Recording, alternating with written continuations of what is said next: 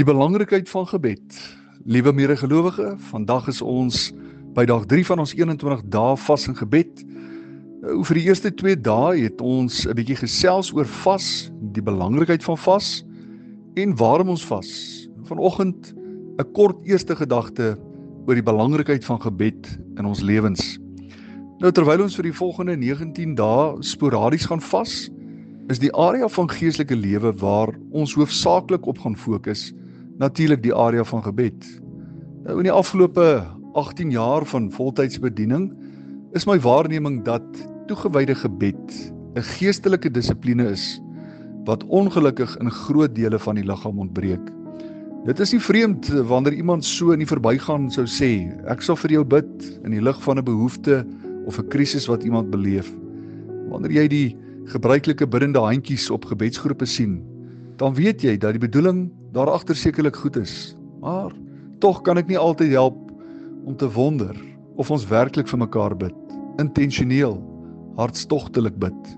En wanneer ons bid, of ons tog weet hoe om hierdie geestelike wapen met akkuraatheid toe te spits. Nou, in die Bybel wil dit vir my blyk of die vernaamste rede waarom gebed dikwels in soveel areas van geloofslewe ontbreek, nie is omdat gelowiges nie wil bid nie, maar eerder omrede talle gelowiges dalk nie regtig weet hoe om te bid. Ons kan tereg by die aansluiting die woorde van Hosea 4 vers 6 aanhaal, waar God self sê, my volk gaan ten gronde weens 'n gebrek aan kennis.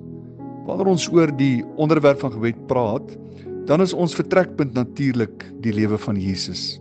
Ja, Jesus het 'n besondere toegewyde gebedslewe gehad. In Markus 1:35 lees ons, en vroeg in die môre, nog diep in die nag, het Jesus opgestaan en uitgegaan en na 'n eensame plek vertrek en het hy daar gebid. Die resultaat van Jesus se intieme gebedsverhouding met die Vader was dat hy deur sy intimiteit met die Vader in staat gestel was om in gehoorsaamheid aan die wil van God te leef, die wil van God te volbring en uiteindelik 'n lewe van geestelike vrugbaarheid te kon voortbring. Die woorde van Dr. Andrew Murray dra beslis veel gewig. Hy sê, ek is daar seker van dat ons nooit ten volle sal weet wat gebed bedoel is om te wees, solank as wat ons dit hoofsaaklik beskou as 'n middel om ons eie Christelike lewe te onderhou nie. As ons leer om dit te beskou as die vernaamste deel van die werk wat aan ons toevertrou is, die grond en sterkte vir al ons werk, dan sal ons sien dat daar niks is wat ons moet bestudeer en beoefen as die kuns om reg te kan bid. Daar is nagenoeg 1100 verwysings in die Bybel na gebed.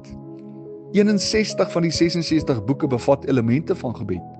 En daar is 222 spesifieke opgetekende gebede in die Bybel, wat deur mense direk tot God gebid is. Waar begin ek en jy dan? Ja, dit was ook die vraag van die disippels gewees. En dit was op die rug van hierdie versoek, dat Jesus diegene naaste aan hom begin leer het, hoe om te bid.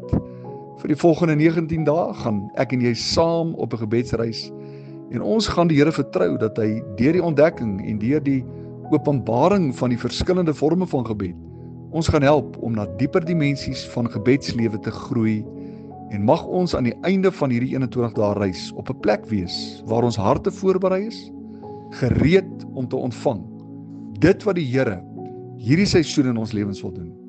Kom ons sluit ons oë en dan bid ons saam. Hemelvader, baie dankie dat ons die groot leermeester van leermeesters het, Jesus Christus self, wat ons leer om te bid.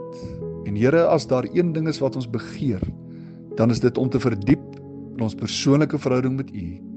Here, daarom wil ek U vra dat U vir die volgende 19 dae ons by die hand sal neem, deur die Heilige Gees sal lei en ons sal leer hoe om te bid. Here, dat ons hierdie genademiddel, die wapen in die Gees wat U vir ons gegee het, sal leer om dit akkuraat aan te wend en toe te spits tot eer en verheerliking van die naam en tot uitbreiding van die koninkryk hier op aarde. Here, seën ons op hierdie reis verder, is my gebed vir ons in Jesus se naam alleen. Amen.